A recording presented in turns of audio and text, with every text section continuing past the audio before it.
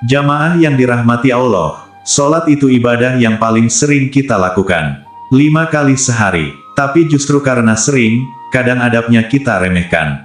Padahal sholat bukan sekadar gerakan. Sholat itu menghadap Allah. Ada sebuah kisah di sebuah masjid tua. Masjid ini bangunannya sudah sepuh.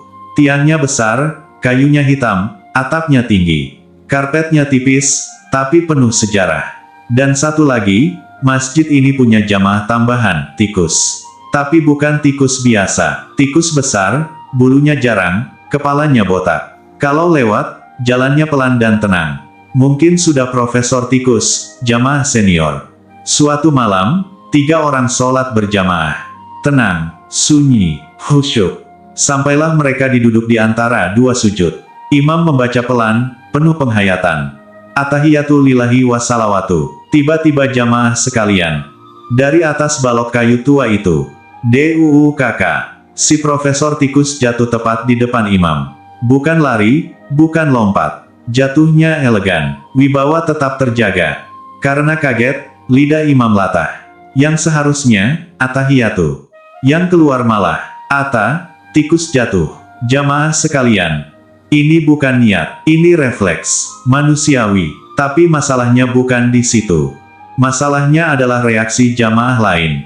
Teman di sebelah kanan niatnya baik, tapi ilmunya kurang.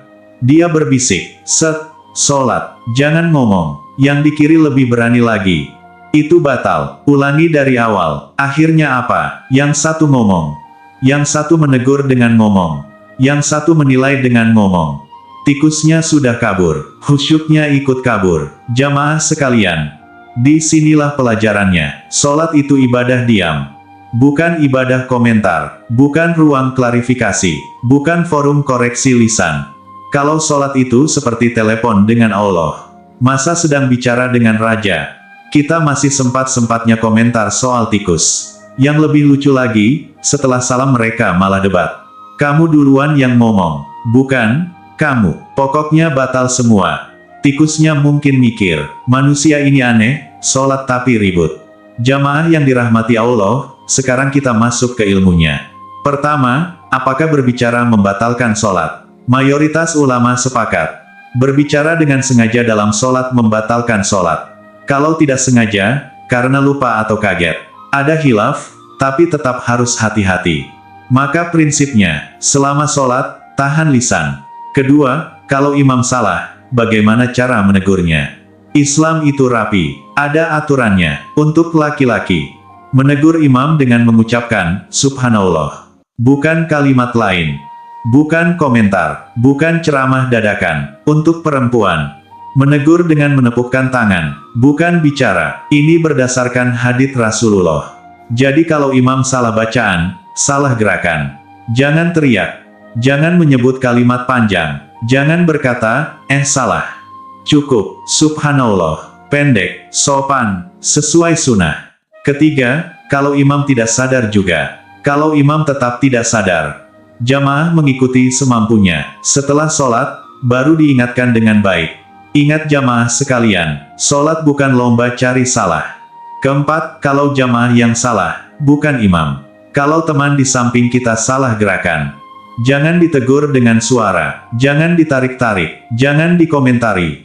Biarkan, fokus ke sholat sendiri, karena tanggung jawab sholat itu masing-masing. Kesimpulan besar dari cerita tikus tadi, yang merusak sholat itu bukan tikus. Bukan suara jatuh, bukan gangguan luar. Yang merusak sholat adalah lisan yang tidak dijaga. Niat baik tanpa ilmu, hasilnya kekacauan. Maka ingat, di luar sholat, jaga ucapan. Di dalam sholat, jaga keheningan. Menegur ada ilmunya, diam juga ada pahalanya. Semoga Allah memberi kita sholat yang khusyuk. Bukan sholat yang sibuk, sholat yang hidup, bukan sholat yang penuh komentar. Amin ya rabbal alamin. @dharmaputra 8174. Subscribe untuk ceramah singkat lainnya.